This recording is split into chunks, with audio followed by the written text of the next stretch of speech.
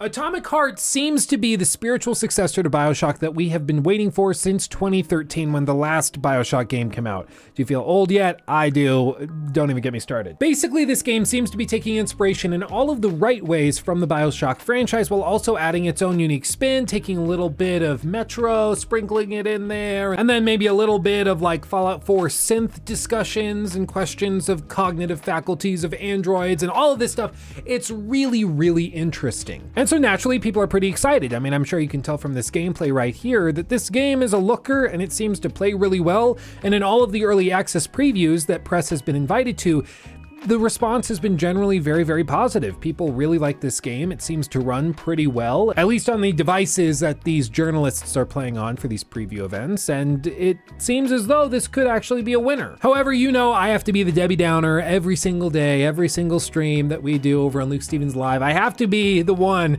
that tries to talk people off the cliff of hype and to evaluate these things a little bit more level-headedly. I don't think that's a word, but I just used it, so we're going with it. To put it simply, there's a lot going on with this game. For one, the studio's unknown, there's a scandal brewing in the background, people calling for its boycott. I know, I guess this is just what we have for 2023, a lot of boycottable games. But we're gonna discuss all of it. I'm gonna offer my thoughts on this stuff, at least where I think it's appropriate, and we're gonna go from there. And you know what, I'm sure a lot of you guys have probably already seen the calls for boycotts and the stuff on social media about it, but you probably don't know exactly what's going on. So I'm gonna give you a quick rundown, at least as it stands right now, so you can take the information and decide what you wanna do with it from there. I'm not gonna lecture you. I find it really cringe when YouTubers and gaming creators and stuff try to lecture you on ethical and moral issues. Like, who cares? Why should you care what I think about ethics or religion or politics? I'm just a dumb YouTuber that talks about video games, okay? It's not my place to ramble at you and rant about things outside of my boathouse. So I'm gonna give you the information and then you can come to your own conclusions. Isn't that refreshing? So stick with me to the end of the video as we dive into this. There's a lot to go through. But before we get into all of the nitty-gritty details, I want to say a quick thank you to the sponsor of this video, Apex Gaming PCs. You guys have probably noticed recently the new PC sitting on the desk and the fact that we've been able to crank 4K max ultra everything settings on every game we've played recently, and that's thanks to this new meaty boy sitting next to me. This PC was put together by the fellas over at Apex Gaming PCs, has a 4090 in it, a 12900K, water-cooled loop, everything runs off of DDR5 memory and M.2 SSDs. It is freaking ridiculous what this thing can do. And the entire process with the Apex Gaming team from start to finish was remarkably easy. Even when the original 4090 we were gonna put in this PC didn't fit, they did a custom mounting thing to get it mounted vertically. I don't even know how you do this, but it's mounted vertically so it can fit since the card is like 3 slots thick. It's ridiculous, but they found a way to make it work. I didn't have to do anything, and when it showed up at my front door in a massive box, very carefully packaged, I was pleased to see it literally was plug and play. I took it out of the box, took out the packing, plugged it in, and everything just worked. And the performance is absolutely crazy. They have manually overclocked the entire PC to make sure it performs at the absolute peak of its performance ability, and everything is just a dream. Buttery smooth, ridiculously gorgeous. This thing is the Rolls Royce of gaming computers. And I know a lot of you guys want to get into gaming on PC, but you just don't even know where to start, and I totally get that. That's where I was at when I started this whole gaming journey, and that's why companies like Apex Gaming PCs exist. And if you go down to the description box or in the pinned comment and click on my affiliate link, you can see the custom PCs that we've built out for you guys based on broad recommendations, and you can see how they'll perform roughly in each of the games that you might be interested in. And if you want to customize it even further, you can go hit customize this PC and customize everything from the water cooler to the CPU to the hard drives, the power supply, GPU, everything, so that you get exactly what you want. You can also customize different mounts, RGB lights, fan types, and they can even overclock it for you or upgrade down to the thermal paste. Like every little detail they will take care of, and then they'll put the whole thing together for you so you don't have to worry about all of the crazy details regarding cable management, where to plug things in properly, installing Windows, all of that will be taken care of for you. You guys know I don't recommend stuff unless I actually believe in the product, and I really do recommend Apex Gaming PCs. I use this thing every flippin' day over on stream and here on the main channel to record gameplay footage. And if you're looking for an upgrade to your PC or to get started in PC gaming, this is a great place to start. Heavily recommend them. Check them out at the link in the description or in the pinned comment below. But okay, with all that said, let's get into it. So like I said, Atomic Heart is the upcoming first-person shooter game from Mundfish, which is a brand new developer made up of a bunch of industry vets from all different studios around the world, whether that be Ubisoft, companies within EA, or many other groups. While this is a brand new studio, these devs have worked on a lot of other stuff, and it seems as though they all came together in 2017 to begin working on this brand new game. And frankly, everything that they've shown has been very impressive. This is the first trailer from back in May of 2018, after the game had seemingly only been in development for about a year, maybe a year and a half tops. And it already looks pretty solid. Like, this was compelling enough that a lot of people thought that this was something worth keeping an eye on. It was graphically stunning. It seemed artistically really, really interesting and compelling, and also just different from the mundane, repetitive, tried and tested and boring and bloated standards of modern AAA first-person shooter development. It was just unique, and that got people excited. Now, to be completely fair, this footage is from a very, very early build of the game. There's no reason to think that this is representative of the final game, which is why nobody should have been pre-ordering when this footage was shown off. This was very, very early test footage, but it was at the very least interesting enough that it would captivate you and make you go, okay, maybe I keep an eye on these guys. I'm not going to give them my money yet, but I'm going to be watching. And frankly, as the years have passed, the gameplay just keeps looking better and better. They're upgrading the graphical fidelity. They're improving gunplay, it seems, particle effects, everything just keeps getting better and better the more they show, which is a good sign. If we're looking at other studios such as Fantastic working on The Day Before, that game keeps looking worse and worse the more we find out about it, whereas this game keeps looking better and better. So while I will grant that it is totally fair to be skeptical of a company that's never released a game before, and that you should be skeptical of companies like that, when they are very transparent, giving press access to the game, bringing them in very transparently, letting them play it, letting them post extended gameplay sections of the game, that's a very good sign. And while it's still not as good as a company that has a tried and true track record, it still is a good sign. There are potentially other concerns, such as graphical downgrades for individual PCs. It could be that this is running on a supercomputer, and once we actually get our hands on the game, it will run much more poorly, but that's true of literally every game that exists out there. So I don't think it's fair to individually dismiss this game or be overtly negative towards it because of something like that that applies to literally every other game on the planet. But outside of gameplay, one of the things that's been most compelling for people is the world setting and building that they've done here. This is set in an alternative reality where the Soviet Union became extremely technologically advanced soon after the end of the Second World War, thanks to some various inventions that were made in the 30s that helped them propel themselves into the stratosphere in terms of technical capabilities. And while this game is set in, I believe, 1955, you're still fighting very futuristic robots, but with the old coat of paint on them, which I really like this art style. It's one of the reasons I like Fallout, because it's like 50s style, but it's also futuristic at the same time. I just find this art style very interesting, and I personally like it. And furthermore, the artistic styling seems to carry through not just the character designs or the overworld, it also carries through everything down to the minutest, littlest detail within individual linear levels and puzzles that you'll be completing throughout the roughly 20 to 30 hour campaign. Now, is this game going to appeal to everybody? Absolutely not, but you know who you are. If you're looking at this and you are remembering the old school days with BioShock, I know it feels weird to say BioShock is old school, but last game was 10 years ago, like a decade ago. That's insane, but it's been that long since we had our BioShock fix.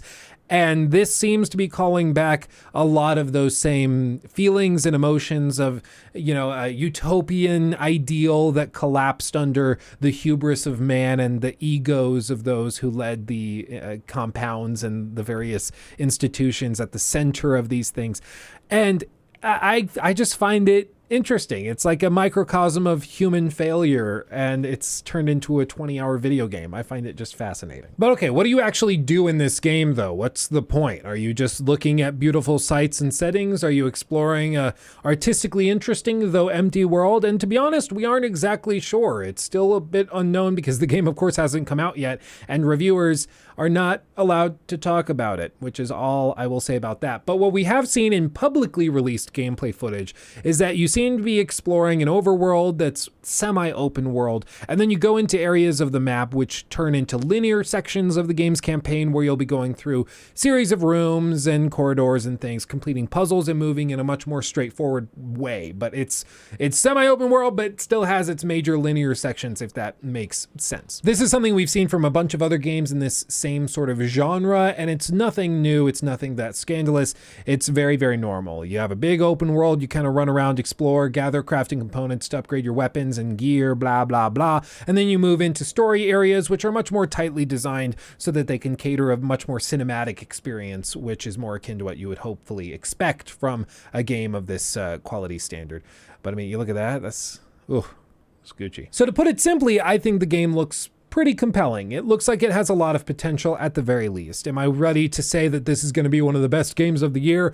This is going to be amazing and incredible? No, because it's an unknown quantity. We haven't seen these devs before working as a team, so we just don't know what we don't know. As of right now, they've literally never put out a product together as a team. And so it's just irresponsible to assume pretty much anything. I will say they've done a lot of good stuff by being transparent and showing gameplay and trailers and things when they can, and they're being open to press to come and try the game at their offices or with remote playing builds and stuff like that, and that's great to see. And that's something you will notice you don't see with companies that are much sketchier, such as Blue Box with Abandoned or Fantastic with The Day Before. But that kind of brings us all to the elephant in the room, which is the so-called scandal related to this game, which was popularized largely about a week ago by a YouTuber who put out a video that was about 20 minutes long, accusing the developers and the studio of engaging in sort of conspiratorial behavior, covering up their ties to Russian businessmen and oligarchs and people who may have invested in equity funds that are Russian that then invested in this game studio.